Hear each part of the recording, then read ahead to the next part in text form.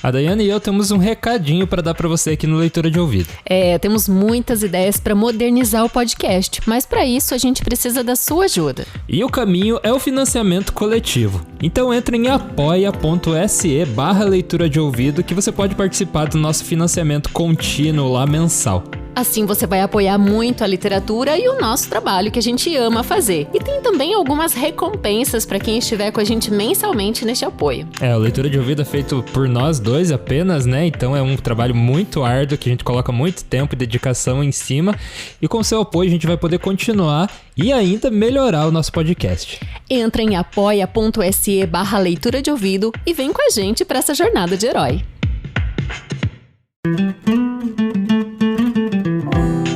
Bem-vindo ao Leitura de Ouvido, o podcast que transforma linhas em ondas sonoras. Eu sou o Lucas. Eu sou a Daiana.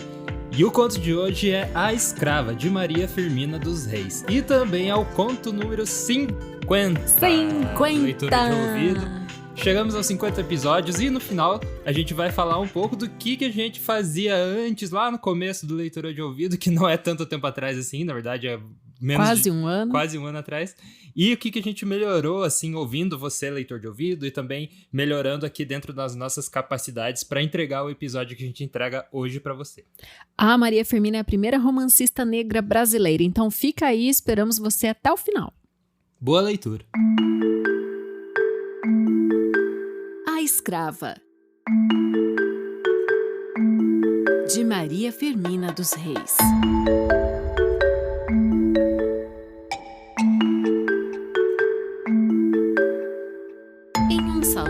Se achavam reunidas muitas pessoas distintas e bem colocadas na sociedade, e depois de versar a conversação sobre diversos assuntos mais ou menos interessantes, recaiu sobre o elemento servil.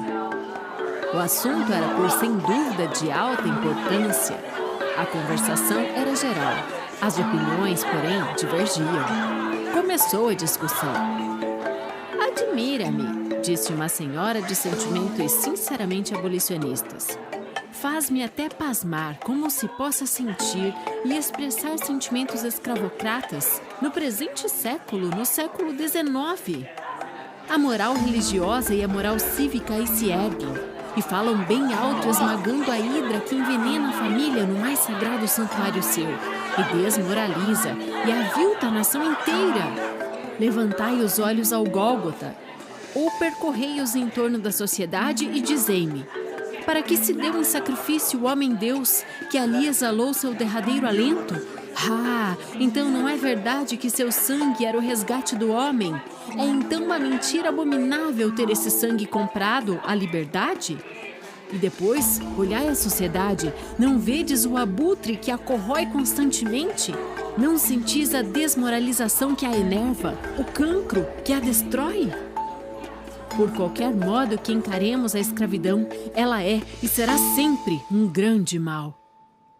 Dela a decadência do comércio, porque o comércio e a lavoura caminham de mãos dadas, e o escravo não pode fazer florescer a lavoura, porque o seu trabalho é forçado. Ele não tem futuro, o seu trabalho não é indenizado. Ainda dela nos vem o opróbrio, a vergonha, porque de fronte altiva e desassombrada não podemos encarar as nações livres. Por isso que o estigma da escravidão, pelo cruzamento das raças, estampa-se na fronte de todos nós. Embalde procurará um dentre nós convencer ao estrangeiro que em suas veias não gira uma só gota de sangue escravo. E depois, o caráter que nos imprime e nos envergonha. O escravo é olhado por todos como vítima, e o é. O senhor, que papel representa na opinião social? O senhor é o verdugo, e esta qualificação é hedionda. Eu vou narrar-vos, se me quiserdes prestar atenção, um fato que ultimamente se deu. Poderia citar-vos uma infinidade deles, mas este basta para provar o que acabo de dizer sobre o algoz e a vítima. E ela começou.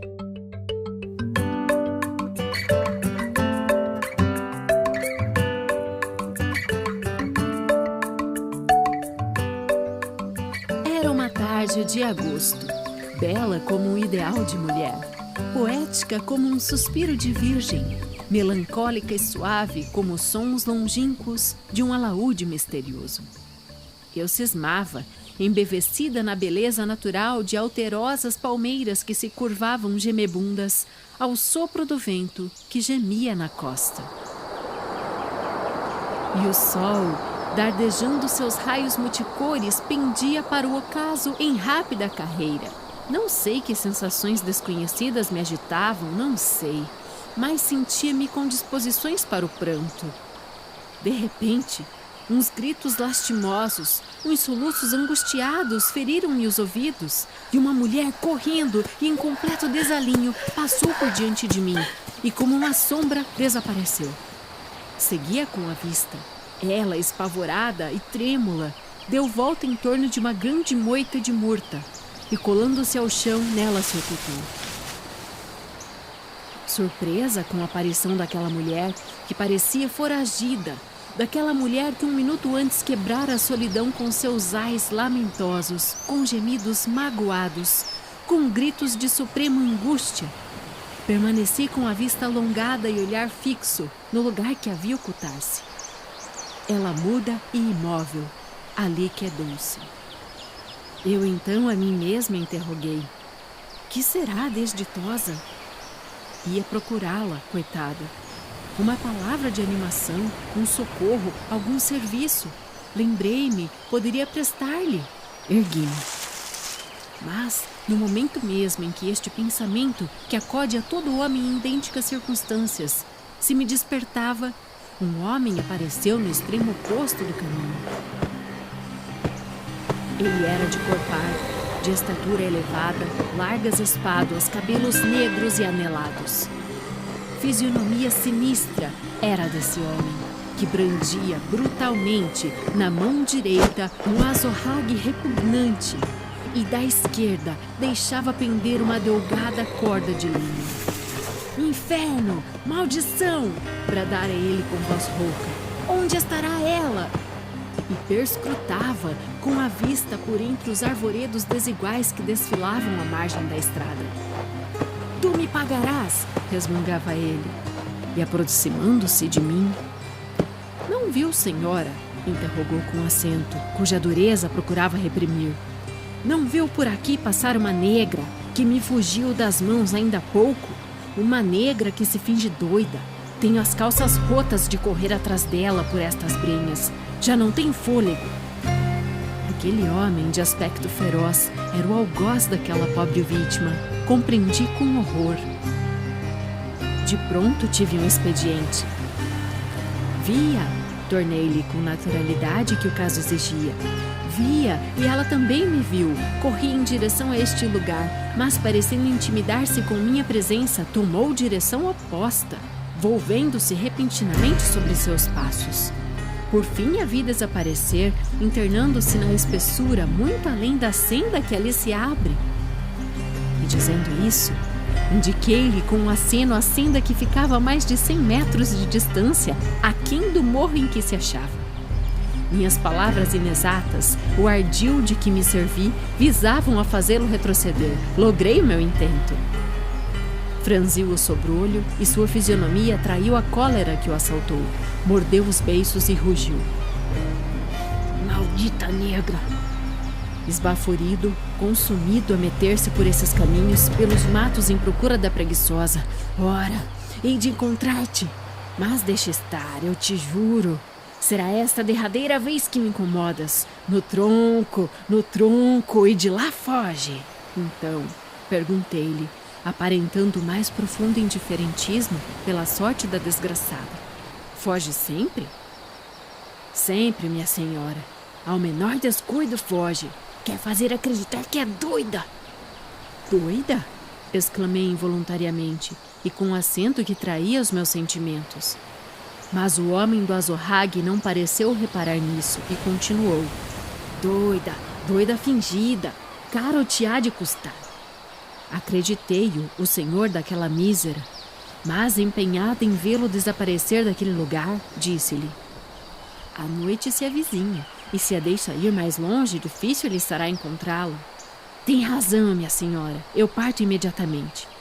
e, cumprimentando-me rudemente, retrocedeu correndo a mesma estrada que lhe tinha maliciosamente indicado.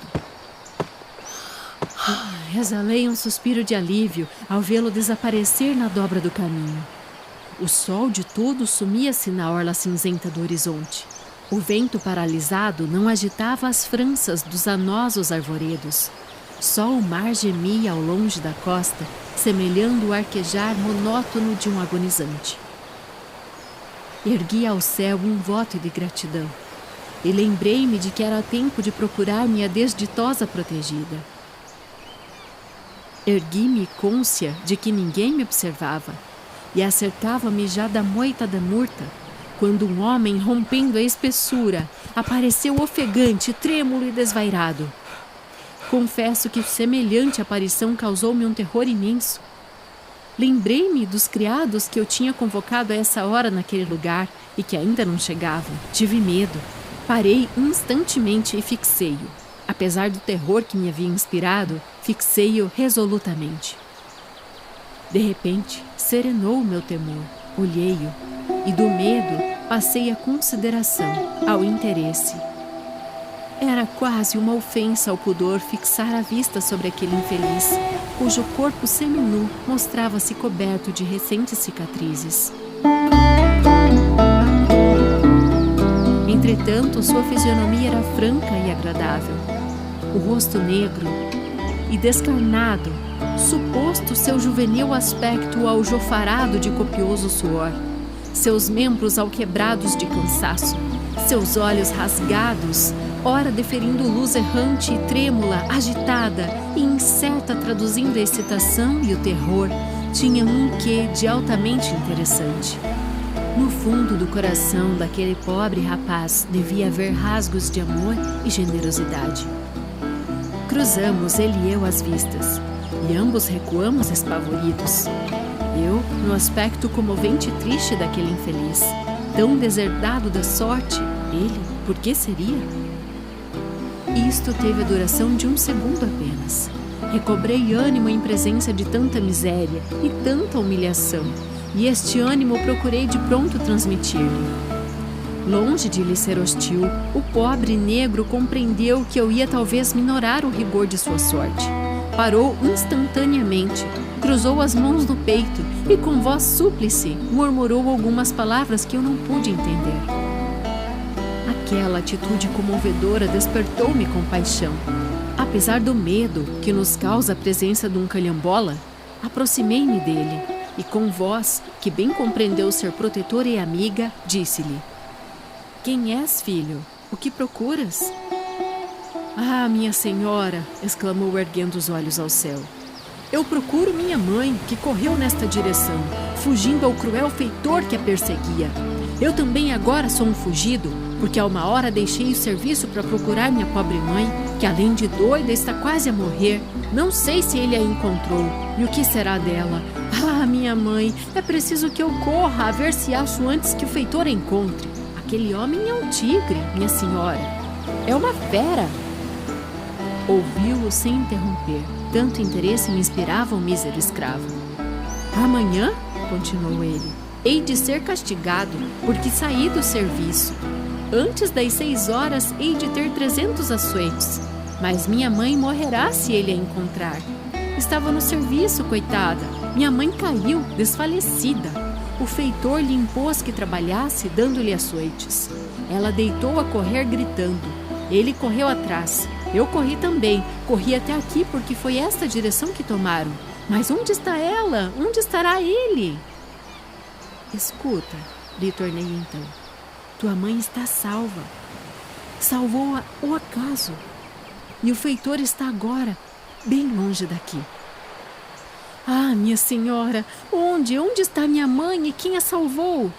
"Segue-me," disse eu. "Tua mãe está ali." E apontei para a moita onde se refugiaram. "Minha mãe!" Sem receio de ser ouvido, exclamou o filho. "Minha mãe!"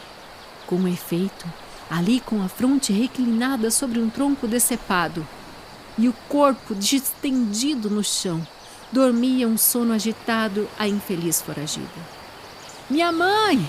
gritou-lhe ao ouvido, curvando os joelhos em terra e tomando-os nos seus braços. Minha mãe, sou Gabriel! A esta exclamação de pungente angústia, a mísera pareceu despertar. Olhou-a fixamente, mas não articulou um som. Ah! Redarguiu Gabriel. Ah, minha senhora, minha mãe morre!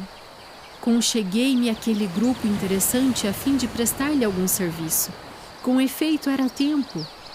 Ela era presa de um ataque espasmódico. Estava hirta e parecia prestes a exalar o derradeiro suspiro. Não, ela não morre deste ataque, mas é preciso prestar-lhe pronto socorro, disse-lhe.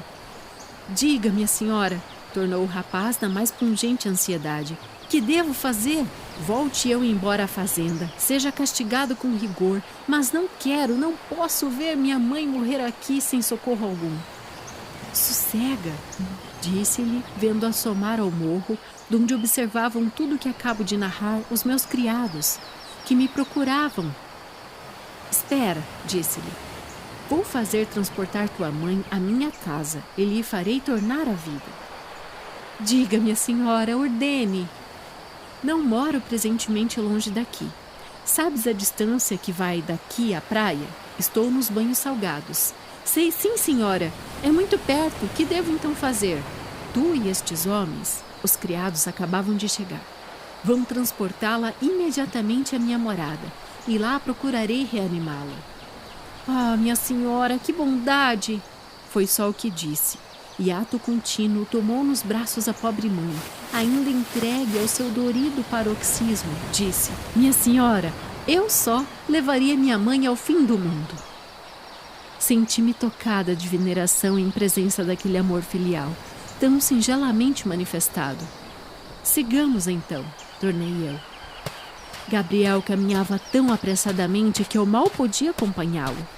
Em menos de 15 minutos transpunhamos o umbral da casinha, que há 2 dias apenas eu habitava. Eu bem conhecia a gravidade do meu ato. Recebi em meu lar 2 escravos foragidos, e escravos talvez de algum poderoso senhor.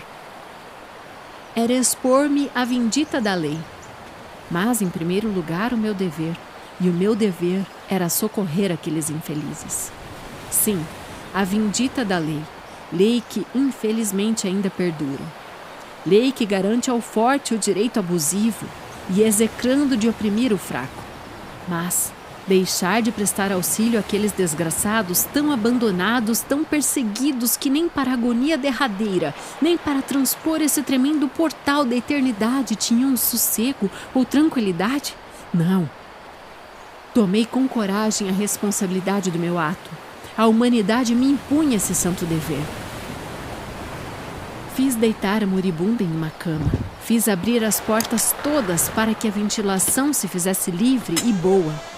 E prestei-lhe os serviços que o caso urgia, e com tanta vantagem que em pouco recuperou os sentidos. Olhou em torno de si, como que espantada do que via, e tornou a fechar os olhos. Minha mãe! Minha mãe! De novo exclamou o filho. Ao som daquela voz chorosa e tão grata, ela ergueu a cabeça, distendeu os braços e com voz débil murmurou: Carlos, Urbano. Não, minha mãe, sou Gabriel. Gabriel, tornou ela com voz estridente. É noite, e eles para onde foram? De quem fala ela? Interroguei Gabriel, que limpava as lágrimas na coberta da cama de sua mãe. É doida, minha senhora. Fala de meus irmãos, Carlos e Urbano, crianças de 8 anos, que meu senhor vendeu para o Rio de Janeiro. Desde esse dia ela endoideceu. Horror!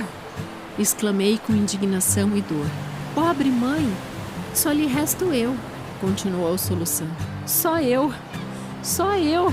Entretanto, a enferma pouco a pouco recobrava as forças, a vida e a razão. Fenômenos da morte, por assim dizer. É luta imponente, embora da natureza com o extermínio. Gabriel! Gabriel, és tu! É noite, eu morro, e o serviço, e o feitor? Estás em segurança, pobre mulher, disse-lhe. Tu e teu filho estão sob minha proteção. Descansa. Aqui ninguém lhes tocará com um dedo. Como não devem ignorar, eu já me havia constituído então membro da Sociedade Abolicionista da nossa província e dado Rio de Janeiro. Expedi de pronto um próprio à capital. Ela então fixou-me e em seus olhos brilhou lucidez, esperança e gratidão.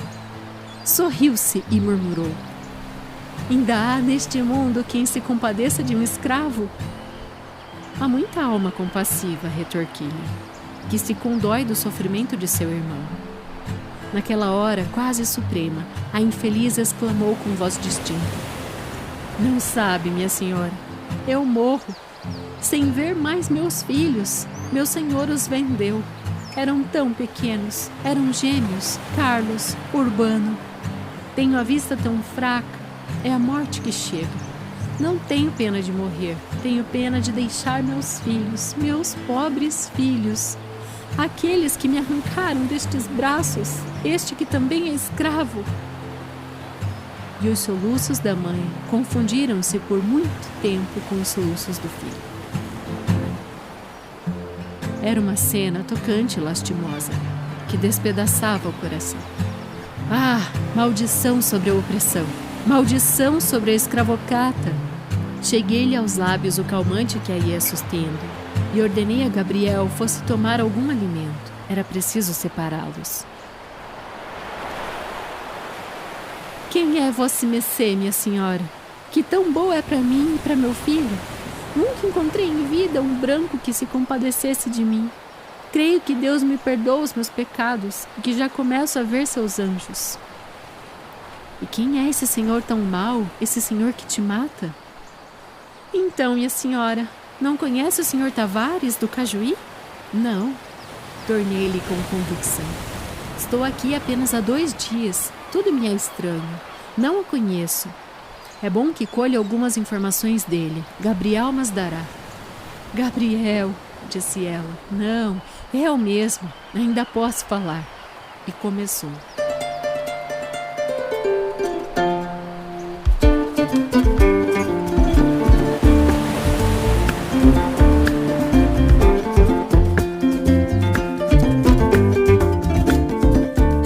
Minha mãe era africana. Meu pai de raça índia, mas de cor fusca. Era livre. Minha mãe era escrava. Eram casados e desse matrimônio nasci eu. Para minorar os castigos que este homem cruel infligia diariamente à minha pobre mãe, meu pai quase consumia seus dias ajudando-a nas suas desmedidas tarefas. Mas ainda assim, redobrando o trabalho, conseguiu um fundo de reserva em meu benefício. Um dia, apresentou a meu senhor a quantia realizada, dizendo que era para o meu resgate. Meu senhor recebeu a moeda sorrindo-se. Tinha eu 5 anos e disse: a primeira vez que for à cidade, trago a carta dela. Vai descansado. Custou a ir à cidade. Quando foi, demorou-se algumas semanas. E quando chegou, entregou a meu pai uma folha de papel escrita, dizendo-lhe: toma e guarda com cuidado, é a carta de liberdade de Joana.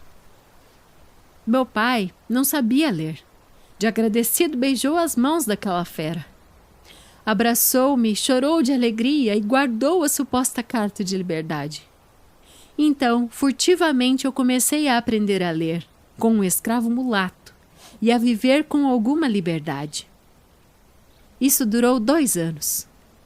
Meu pai morreu de repente. E no dia imediato, meu senhor disse à minha mãe: Joana que vá para o serviço, tem já 7 anos e não admito escrava vadia. Minha mãe, surpresa e confundida, cumpriu a ordem sem articular uma palavra. Nunca meu pai passou pela ideia que aquela suposta carta de liberdade era uma fraude. Nunca deu a ler a ninguém. Mas minha mãe, à vista do rigor de semelhante ordem, tomou o papel e deu-o a ler àquele que me dava as lições. Ah, eram umas 4 palavras sem nexo, sem assinatura, sem data. Eu também a li quando caiu das mãos do mulato. Minha pobre mãe deu um grito e caiu estrebuchando. Sobreveio-lhe febre ardente, delírios, e 3 dias depois estava com Deus. Fiquei só no mundo, entregue ao rigor do cativeiro. Aqui ela interrompeu-se. Agitou-lhe os membros um tremor convulso. A morte fazia os seus progressos. De novo cheguei-lhe aos lábios a colher do calmante, que lhe aplicava, e pedi-lhe não revocasse lembranças dolorosas que a podiam matar. Ah, minha senhora, começou de novo, mais reanimada. Apadrinhe Gabriel, meu filho, ou esconda-o no fundo da terra. Olhe, se ele for preso, morrerá debaixo do açoite, como tantos outros que meu senhor tem feito expirar debaixo do azorrague. Meu filho acabará assim. Não há de acabar assim. Descanse. Teu filho está sob minha proteção. E qualquer que seja a atitude que possa assumir esse homem, que é teu senhor, Gabriel não voltará mais ao seu poder. Ela recolheu-se por algum tempo. Depois, tomando minhas mãos, beijou-as com reconhecimento. Ah, se pudesse nesta hora extrema ver meus pobres filhos, Carlos e Urbano, nunca mais os verei. Tinham 8 anos. Um homem apeou-se à porta do engenho, onde juntos trabalhavam meus pobres filhos. Era um traficante de carne humana. Ente, abjeto e sem coração. Homem a quem as lágrimas de uma mãe não podem comover, nem comovem os soluços do inocente. Esse homem trocou ligeiras palavras com meu senhor e saiu. Eu tinha o coração a preço, pressentia uma nova desgraça. A hora permitida ao descanso, concheguei a mim meus pobres filhos, extenuados de cansaço, que logo adormeceram. Ouvi ao longe rumor, como de homens que conversavam. Alonguei os ouvidos, as vozes se aproximavam. Em breve reconheci a voz do Senhor. Senti palpitar desordenadamente meu coração. Lembrei-me do traficante, corri para meus filhos que dormiam, apertei-os ao coração. Então senti um zumbido nos ouvidos. Fugiu-me a luz dos olhos e creio que perdi os sentidos. Não sei quanto tempo durou este estado de torpor. Acordei aos gritos de meus pobres filhos, que me arrastavam pela saia, chamando-me mamãe, mamãe. Ah, minha senhora, abriu os olhos. Que espetáculo! Tinham metido adentro a porta da minha pobre casinha, e nela penetrado meu senhor, o feitor e o infame traficante. Ele e o feitor arrastavam sem coração os filhos que se abraçavam à sua mãe. Gabriel entrava nesse momento. Basta, minha mãe, disse-lhe, vendo em seu rosto debuxado todos os sintomas de uma morte próxima. Deixa concluir, meu filho, antes que a morte me cerre os lábios para sempre. Deixa-me morrer amaldiçoando os meus carrascos. Por Deus, gritei eu, tornando a mim. Por Deus, levem-me com meus filhos. Cala-te, gritou o meu feroz senhor. Cala-te ou te farei calar. Por Deus, tornei eu de joelhos e tomando as mãos do cruel traficante. Meus filhos, meus filhos. Mas ele, dando um mais forte empuxão, ameaçando-os com o chicote que empunhava, entregou-os a alguém que os devia levar.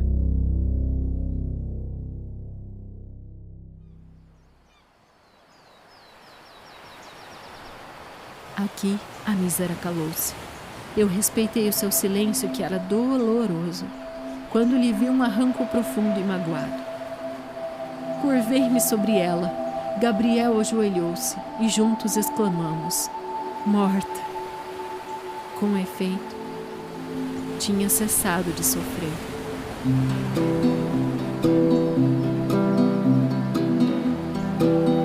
O embate tinha sido forte demais para suas débeis forças. A luz percorria melancólica e solitária os páramos do céu e cortava com uma fita de prata as vagas do oceano. No mesmo instante, um homem assomou à porta. Era o homem do azorrague, que eles intitulavam do feitor. Era aquele homem de fisionomia sinistra e terrível que me interpelara algumas horas antes acerca da infeliz foragida. E este homem aparecia agora mais hediondo ainda, seguido de 2 negros que, como ele, pararam à porta. "Que pretende o senhor?" perguntei. "Pode entrar." O pobre Gabriel refugiou-se, trêmulo, no canto mais escuro da casa. "Anda, Gabriel", disse-lhe com voz segura. "Continua a tua obra." E voltando-me para o feitor, acrescentei: "Eu e este desolado filho ocupamo-nos em cerrar os olhos infeliz, a quem o cativeiro e o martírio despenharam tão depressa na sepultura." Comovidos em presença da morte, os 2 escravos deixaram pender a fronte no peito. O próprio feitor, ao primeiro ímpeto, teve um impulso de homem, mas, rompendo de pronto na rude e feroz fisionomia, disse-me: "É hoje a 2ª vez que a encontro, minha senhora. Entretanto, não sei ainda quem falo. Peço-lhe que me diga o seu nome, para que eu conheça o patrão, o senhor Tavares. É escandalosa, minha senhora, a proteção que dá a estes escravos fugidos." Estas palavras inconvenientes mereceram o meu desdém, não lhe retorqui. O meu silêncio lhe deu maior coragem, e fazendo-se insolente continuou: "A senhora coadjuvou a mãe em sua fuga. Acabou aqui. Mais tarde saberemos de quê. Pretenderá também coadjuvar o filho? É o que havemos de ver. João, Félix." E com um aceno indicou-lhes o que deviam fazer. Gabriel, que ao meu chamado voltara para junto do cadáver de sua mãe, sentindo que o vinham prender, levantou-se espavorido, sem saber o que fazer. "Detente!" lhe gritei eu. "Estais sob a minha imediata proteção." E voltando-me para o homem do azorrague, disse-lhe: "Insolente! Nem mais uma palavra! Vai-te! Diz a teu amo, miserável instrumento de um escravocrata, diz a ele que uma senhora recebeu em sua casa uma mísera escrava, louca porque lhe arrancaram dos braços 2 filhos menores e os venderam para o sul. Uma escrava moribunda, mas ainda assim perseguida por seus implacáveis algozes. Vai-te, entrega-lhe este cartão, aí achará o meu nome. Vai, e que nunca mais nos tornemos a ver." Ele mordeu os beiços para tragar o insulto e desapareceu.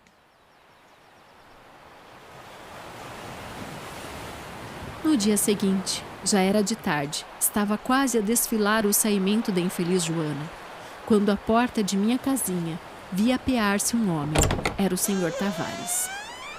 Cumprimentou-me com maneiras da alta sociedade e disse-me: "Desculpe-me, querida senhora, se me apresentou em sua casa tão brusca e desasadamente, entretanto."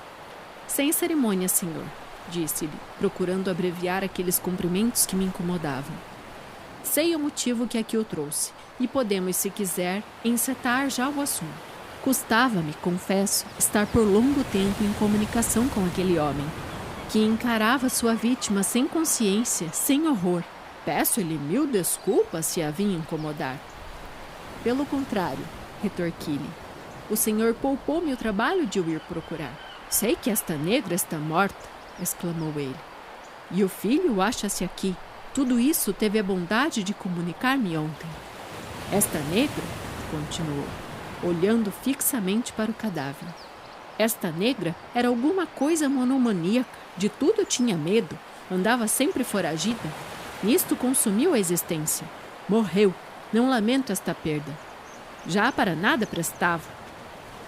O Antônio, meu feitor, que é um excelente e zeloso servidor, é que se cansava em procurá-la.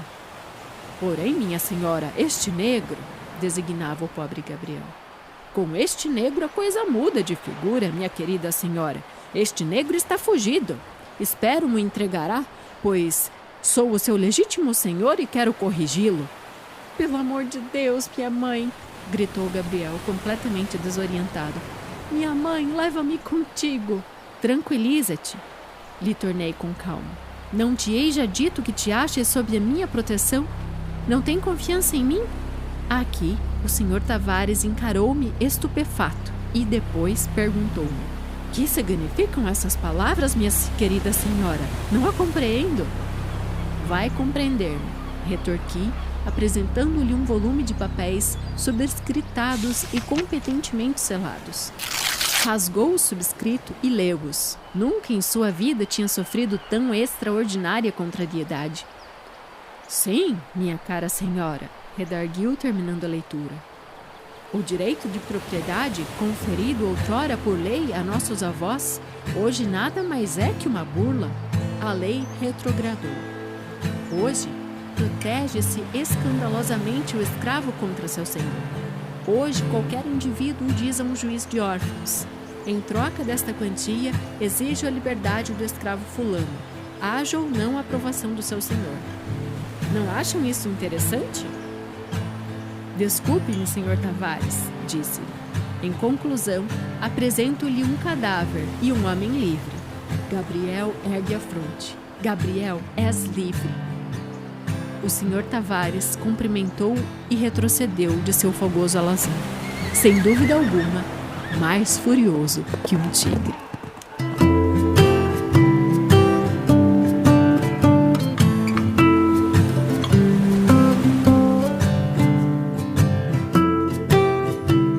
E esse foi A Escrava, de Maria Firmina dos Reis.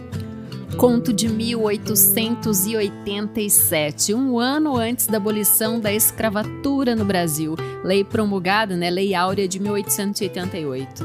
Maria Firmina dos Reis escreveu a história também com esse conto. Felizmente é um conto com um final feliz, que acabou não tão feliz assim, mas pelo menos deu certo ali no final para o negro ser livre, apesar da mãe dele ter morrido.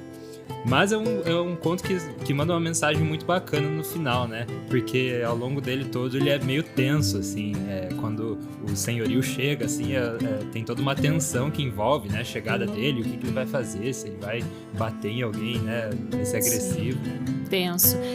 Na verdade, se costuma falar que no conto A Escrava, a narradora tenta salvar sem sucesso uma escrava. No meu ponto de vista, ela teve sucesso porque ela libertou o filho. O insucesso foi ela ter morrido, Mas nas condições que ela estava, Mas esse conto, ele é muito importante na trajetória da Maria Firmina dos Reis. É uma peça retórica, nesse debate que o Brasil todo vivia em torno da abolição do regime servil. E nele, ela não tem papas na língua, ela fala tudo mesmo. O mais massa no texto dela, assim, é que ela dá voz a quem está sofrendo.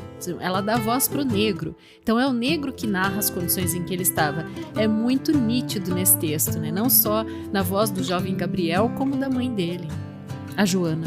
Apesar de ser ainda uma coisa, a pessoa sofrida ali, e muito submisso, quando sempre os personagens negros falam, eles têm uma submissão muito forte, até pela mulher que ajudou eles, Se tratam com todo assim, às vezes um respeito exacerbado, mas, como você falou, deu uma certa voz mesmo para eles também. Essa já era uma marca do Úrsula, que é o primeiro romance de mulher negra na América Latina. Úrsula, ela publicou em 1859.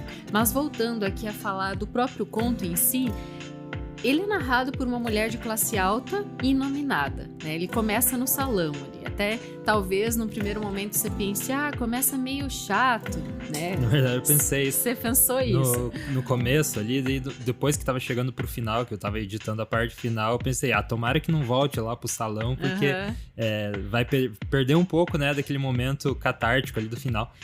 Mas é importante esse começo e eu vou explicar por quê, Lucas. Nesse momento no Brasil, então, a escrava saiu em 1887. Então, vamos situar a questão de o que estava acontecendo nesse cenário nacional. A gente já tinha rolando ali a Lei Eusébio de Queiroz desde 1850, ou seja, não podia mais traficar escravos desde 1850, ali cerca de quase 30 anos antes desse conto.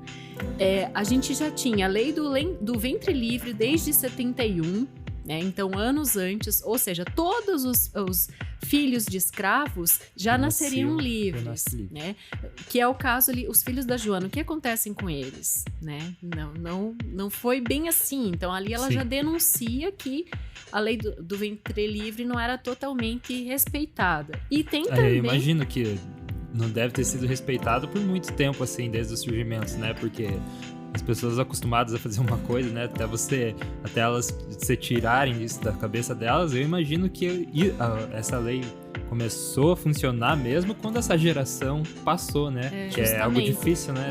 Você consegue, assim, imaginar quantos anos a Joana, a escrava, tinha no conto? Pensa que ela tinha 2 filhos de 8 anos que foram tirados dela. Eu acho que a escrava teria ali pelos 30 anos, ela não seria tão jovem, velha assim. Né? Pois é, então ela estaria bem longe ainda de ser beneficiada pela lei do sexagenário, que é outra lei que saiu em 1885. Porque se você pensar uma pessoa com uma vida igual a dela, né? Sim. Chega ali perto dos 40, a pessoa já tá muito debilitada, né? Mentalmente, fisicamente. Exatamente. Então, ou seja, essa parte inicial do conto, eu vejo muito o que acontecia provavelmente na sociedade, que existia uma corrente de pessoas que criticavam essa questão da escravidão, né? Que eram anti-escravistas mesmo. Então, ela começa o conto ambientando isso, que é a primeira camada.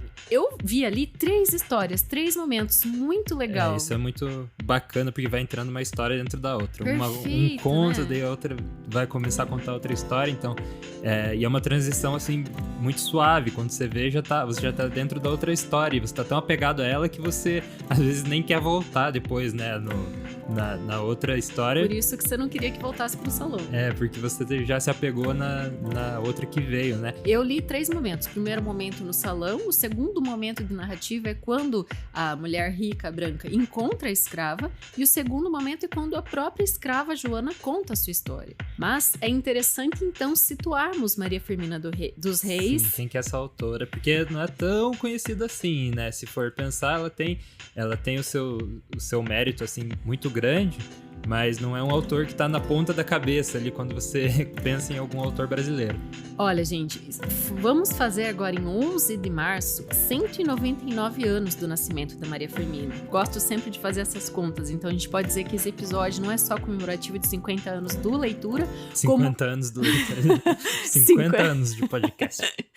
50 episódios, como também quase 200 anos da Maria Firmina, né? Que ela completará 200 anos o ano que vem. Espero que até lá mais luzes sejam lançadas da sua literatura. Alguns dizem que a obra dela agora, né, nesse instante que a gente está vivendo, e também por isso que a gente traz de novo aqui a Maria Firmina no podcast. A gente já trouxe ela num poema dela muito legal também, A Lua Brasileira. É isso mesmo, além de Úrsula e a Escrava, que eu já falei antes, esse é o conto de hoje, A Lua Brasileira está em Cantos à Beira-Mar, que é o outro livro que a Maria Firmina fez, é um livro de poesias, e fora isso, ela só publicou Gupeva. Gupeva é uma novela indianista, bem interessante, ele traz o amor, antes ainda de Iracema, do José de Alencar, e traz também a história de amor de uma índia, né, com um francês. Então, sim. O primeiro texto da Maria Firmina que eu li foi Gupeva. E eu acho que o estilo dela, não sei, pra mim me lembrou um pouco essa de Queiroz no sentido do realismo, assim.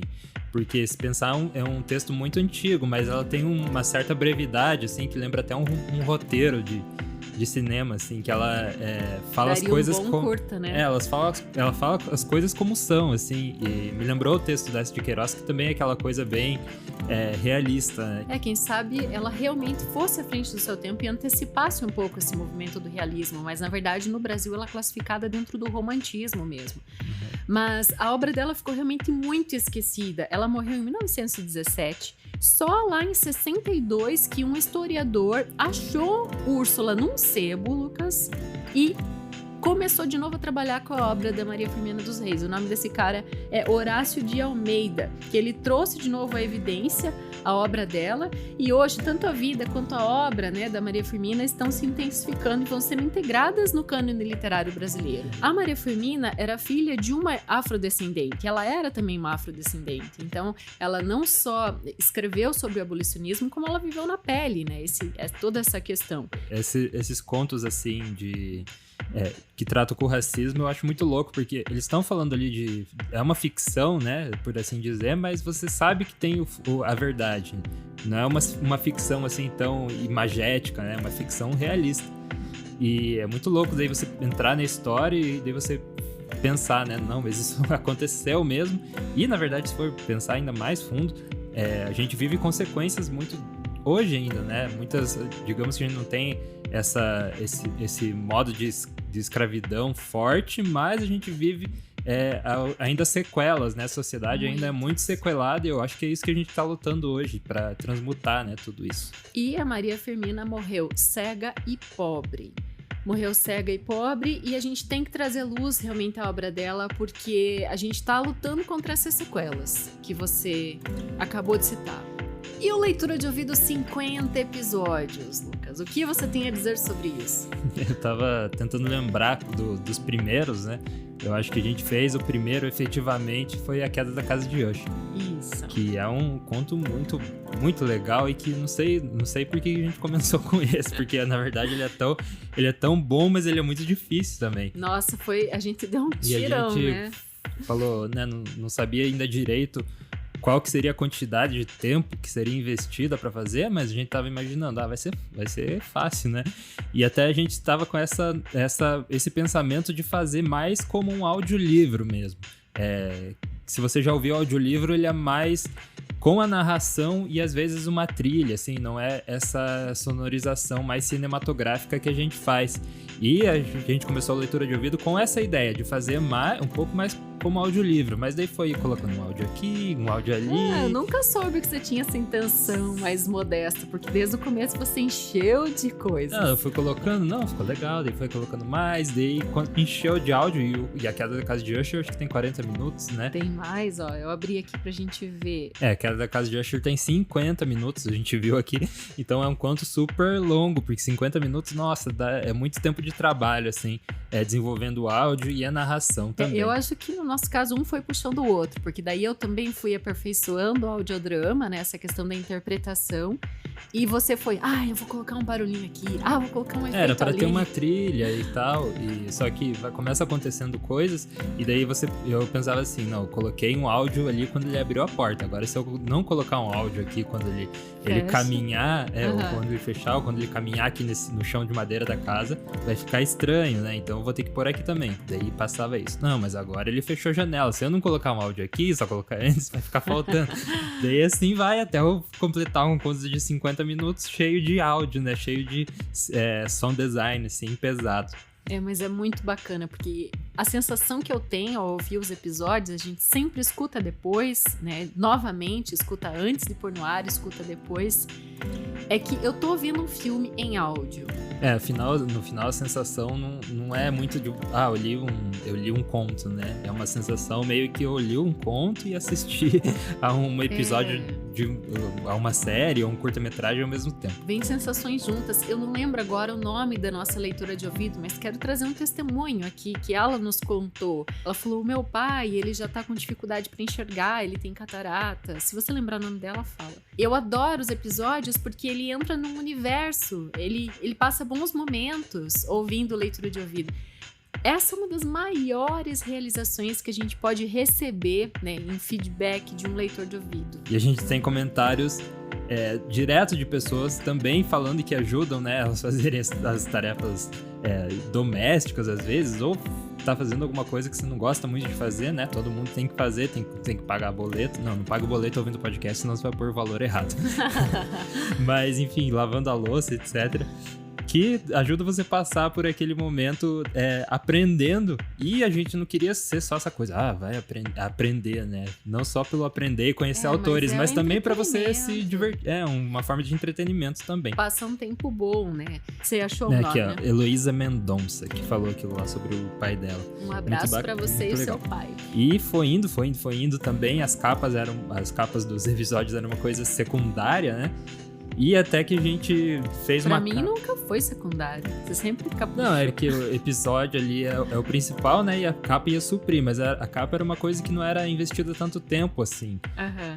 Mas começou também ser investida mais tempo em capa a partir dos meus 8 anos. Que é o conto poesia, né, famosa do Casimiro de Abreu. E quem gosta dessas artes tem uma novidade. Com 1 ano a gente vai lançar oficialmente para todos. Mas você quer dar uma prévia?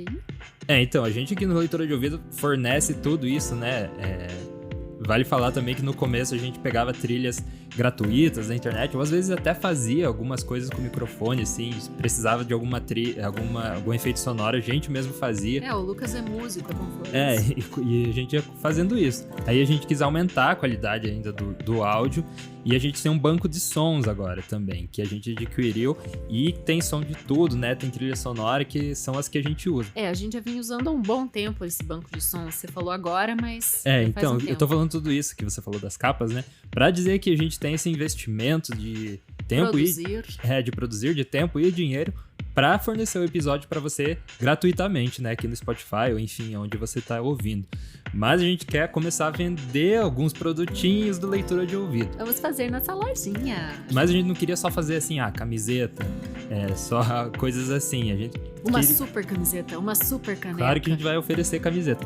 Mas a gente pensou para começar em pegar essas capas do Leitura de Ouvido e fazer quadrinhos. Então, vai ser do tamanho de uma capa de vinil, sabe? Vinil antigo, assim. Muito legal. 30 centímetros por 30 centímetros. Você pode perceber que as últimas artes de capa, acho que nessa segunda temporada, nesse ano, né, 2021, a gente colocou o selo de vinil já, né? A gente tá fazendo como se fosse cada episódio uma capa de um vinil. Se você ir na capa de hoje ou da passada, você vai perceber que tá com uma cara assim de uma capa de vinil. Até tem uma textura de plástico assim, né? Como se tivesse embalado. E daí a gente vai fazer essas capas, vai imprimir, né? Vai fazer um quadrinho com elas pronto assim para você já colocar na parede de todos esses episódios. Então, se você gosta de algum autor de todos esses que a gente fez já, né? Porque eu tenho certeza que você gosta, é fã de algum deles assim, que você vai gostar mais. Você vai poder comprar pra pendurar na sua parede e falar, eu gosto muito desse autor e eu escutei ele nesse podcast. E esse conto marcou a minha vida de alguma forma. Essa poesia tá lá na minha infância, ou me motiva a X. Então é muito bacana saber que a gente vai dar esse passo e poder disponibilizar essas artes que tem tudo a ver com o nosso logotipo. Então, quem não parou para reparar ainda, nós temos um gramofone saindo de um livro, né? Quando o Lucas criou o nosso logotipo pro Leitura de Ouvido, a gente já pensou nessa pegada, né? Do Leitura de Ouvido, que tem tudo a ver com o nome, né? Uma leitura para você ouvir e também essa coisa que pode gerar um vinil ali. E esse vinil é a nossa arte de capa. E se você tem uma ideia também para uma coisa... Não, eu queria um produto dessa forma. Se vocês tivessem uma camiseta que tivesse tal coisa na frente, nossa, ia ser muito legal. Se tem alguma sugestão assim, pode mandar para leituradeouvido@gmail.com que a gente vai considerar. Lançamos o podcast em 3 de março de 2020. Então tá chegando esse ano, tá pertinho. E antes tarde do que nunca, além da lojinha, a gente finalmente vai lançar o concurso para podermos sonorizar algum conto, alguma poesia dos nossos leitores de ouvido, que a gente recebe bastante pedido. Eu escrevo. Para mim, no último mês, assim, toda semana eu respondi mensagens nesse sentido. Então, se você tem poemas ou contos, fica ligado que a gente vai fazer esse concurso e vai escolher ali os melhores e um deles vai ser transformado em um episódio de Leitura de Ouvido. Então, a gente vai dar todo esse carinho que a gente dá para esses contos e poemas desses autores super famosos e super importantes. A gente vai dar esse carinho para o teu também, se for escolhido. Isso aí. Vai preparando o seu texto para participar. E a gente te convida para acompanhar a gente por mais 50 episódios de Leitura de Ouvido. Quando a gente chegar no 100, eu não sei o que a gente vai fazer, mas vamos fazer algo bem legal também. Pelo menos mais 50, né?